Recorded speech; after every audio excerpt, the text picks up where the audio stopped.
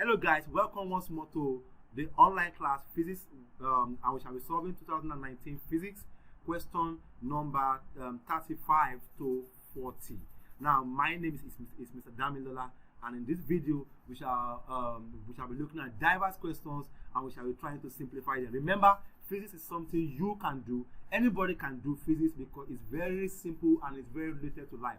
Just remember some key formulas and some key explanation and you'll be good to go. So let's check out. Don't forget to like this video and to tell your friend about us. Also click on the subscribe button in the link in the section below, and you shall get more content from us from time to time. So let's check out the question. Now question number 36 said a rectangular piece of iron measuring 4 cm by 3 cm at 20 degrees Celsius is heated until its temperature increased by 100 degrees Celsius. Okay, calculate the new area of the metal. Linear expansivity of iron is 1.2 times 10 to the power -5 per Kelvin. So this question is simply an expansivity question. It's in the topic expansivity. So we shall be looking at is telling us to find the area. You know, can you remember any formula that has to do with area expansivity? You know, when something is expanding, we have linear expansivity, we have area expansivity, and we have volume expansivity, and the formula are all the same but with slight difference. So if you remember that this is a formula, a question under area expansivity. So we go ahead to say, remember the formula, area expansivity is equals to, that's B beta is equals to A squared, that's area square, sorry, area 2 minus area 1 divided by area 1 times change in temperature, that's temperature 2 minus temperature 1. And also you must also know that these two formulas are important. Area expansivity has two formulas. The first is the one I just said now. The second is the one below. Area expansivity B, that's area expansivity, equals 2 times linear expansivity.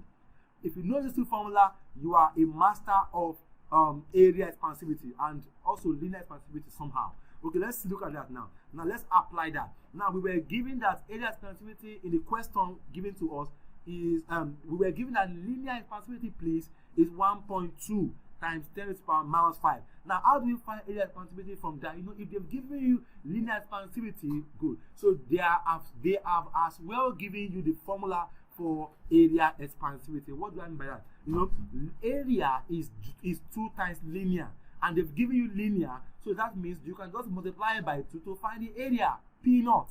Okay, so my linear is 1.2 times 10 to the power -5. Remember that area is 2 times linear, so B, that's area expansivity, is 2 times 1.2 times 10 to the power -5.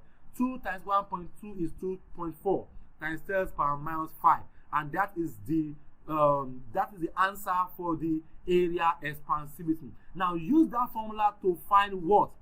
Use it to find the second area, that's area 2. Now don't forget that you've been given area you've been given everything just to find the second area. Now of course in the question we were given that area is 4 cm by 3 cm. That's the length, sorry. So the area is therefore going to become 3 times 4, that's 12 cm squared.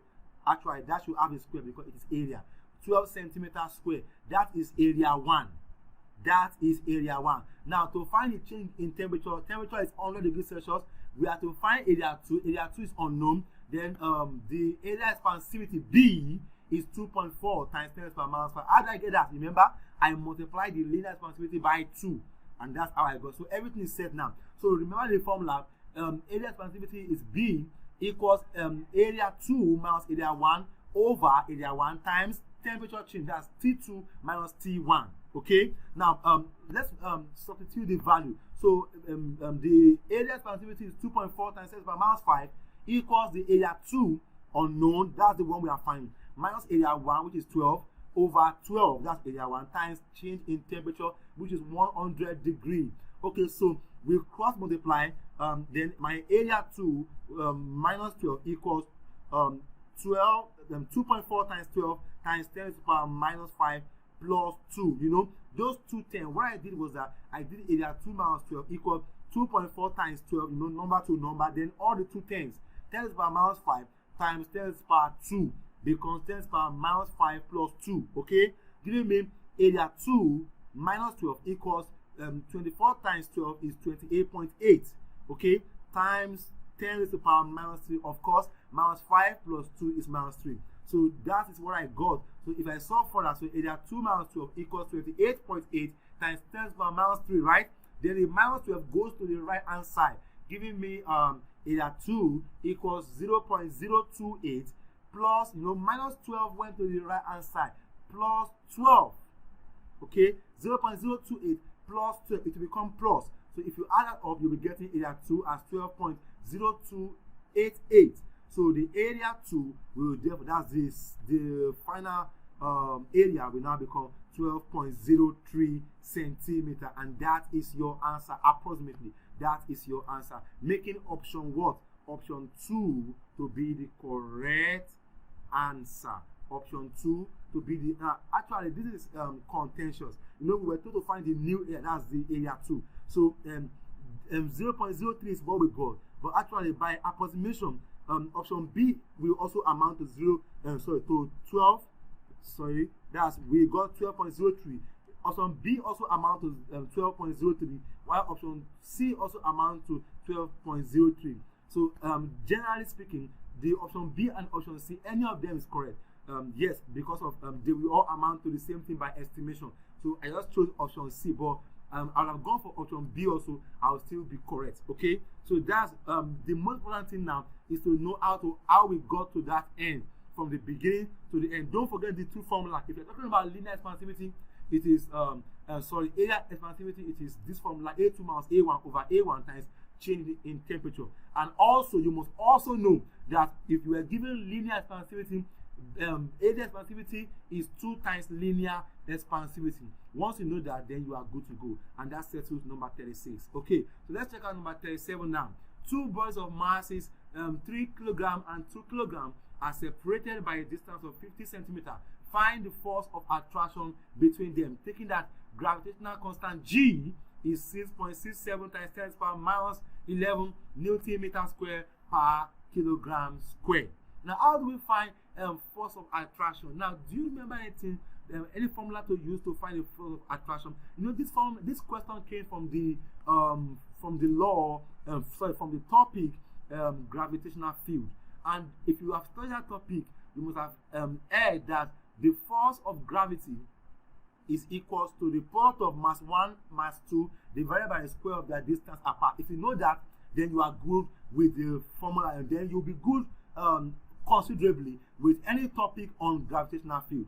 Okay, now this topic is from gravitational field. How do I know? I know that there's a distance apart, and there are two masses. That tells me, and I'm giving gravitational constant G. Okay, that tells me that it's gravitational field. So now, what is the formula for force of attraction? This is the most important formula to know in gravitational field, and this is called Newton's law of universal gravitation. And this is the formula. Although this is the formula, but I will state the law. Now, if you want to know that law, you don't need to memorize the law. You just need to know the formula. Then you can use the formula. That's my style. I use formulas to state law. So if I need to memorize the formula, it will be difficult. It might be difficult. But once I know the law, the formula, I will be able to state the law.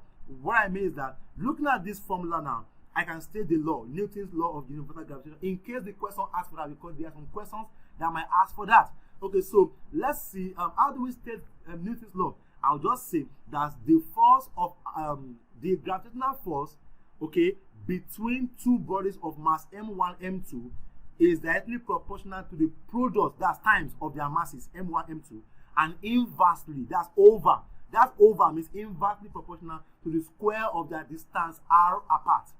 Let me come again. The force of attraction between two bodies is directly proportional to the product of mass m1, m2, and inversely, that when I see over, I remember inverse, and inversely proportional to the square of their distance r apart. That is called Newton's law of universal gravitation. Full stop. Okay, good. Now we have to find the force of attraction. We have been given everything. Force is not known. Gravitational constant is 6.6 times 10 to the power minus 11. Mass is 3 kg. Mass 2 is 2 kg. The radius, that's my distance apart, is 50 centimeters. That's a trap. Distance is not measured in centimeters. You have to change it to meter. So that will become 50 over 100. That's how you change it. That gave me 0.5 meter equals 5 times 10 per minus 1 meter. Okay, that's for my radius. So now if we go on from there now, we will be substituting all the values to the formula. So you know F is equal to gm1 times m2 over r squared. So what's my G? Gravitational constant. 6.6 times 10 per minus 11 times the mass 1, 3, mass 2, 2 divided by the R. You know my R is 5 times 10 per minus 1. Actually, that's not supposed to be minus 1. The question, okay, sorry. That's 5 times 10 per minus 1 all squared. Okay, now if you solve further, you'll be getting 6.6 times 10 per 3 times 2 is 6.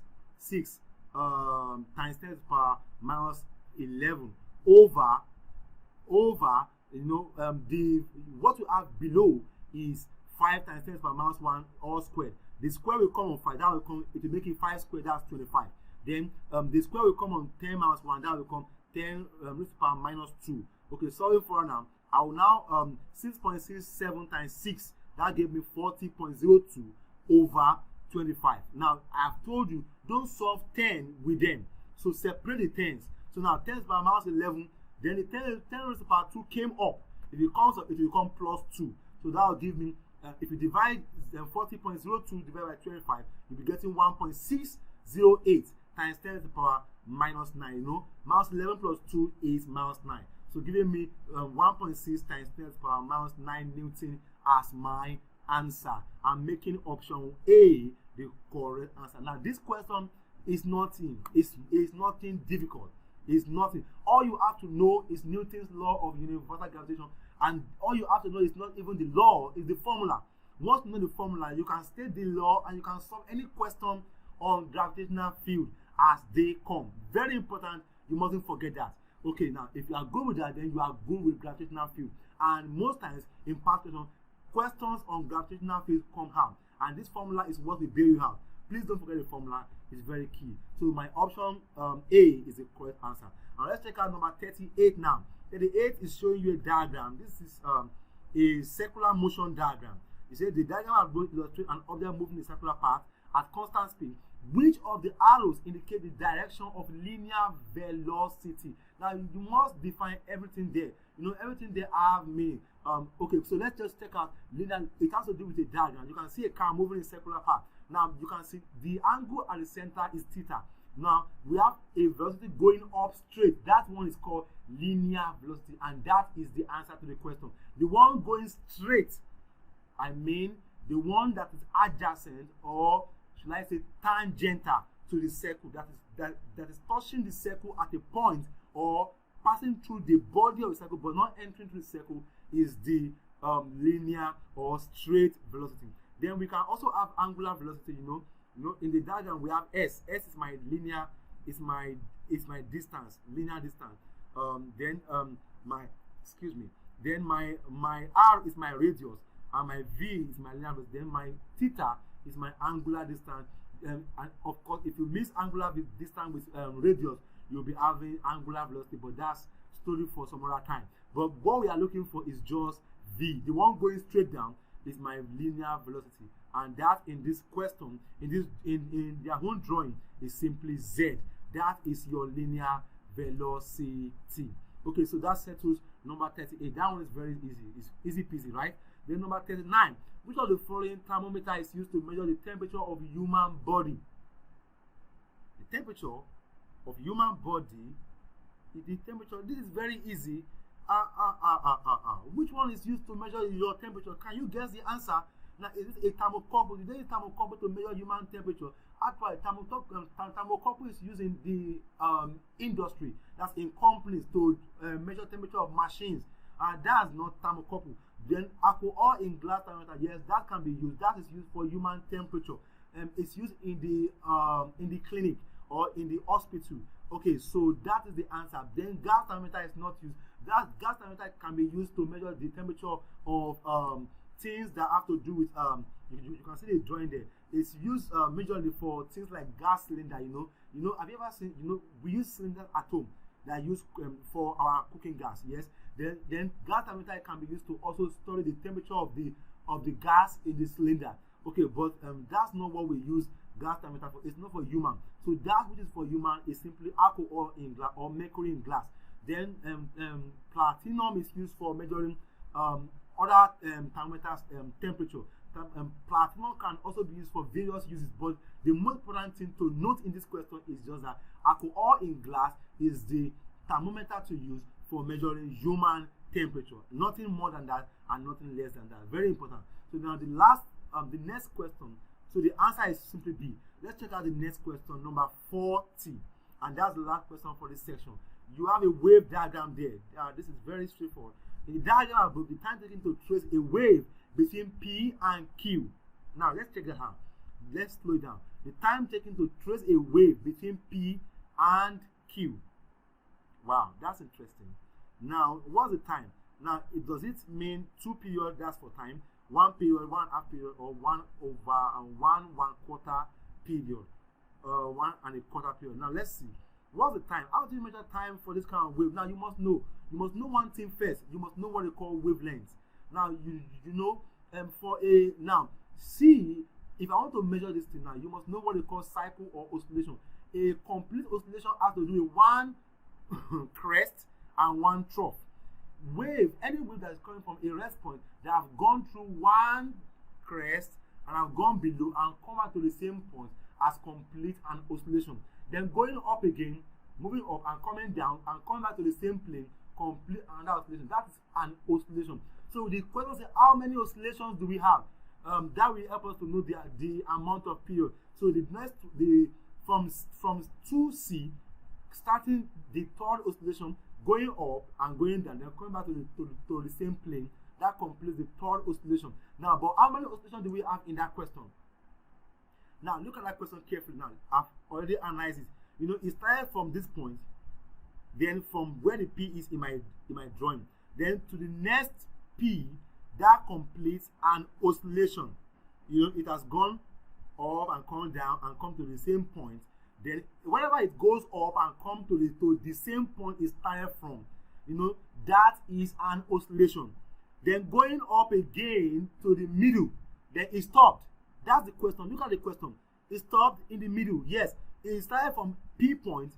You know, when it got to where the time is, where the time on the E, that's for the time. That is one oscillation. Then going from that E of the time in the drawing upward, and it's hung in the middle.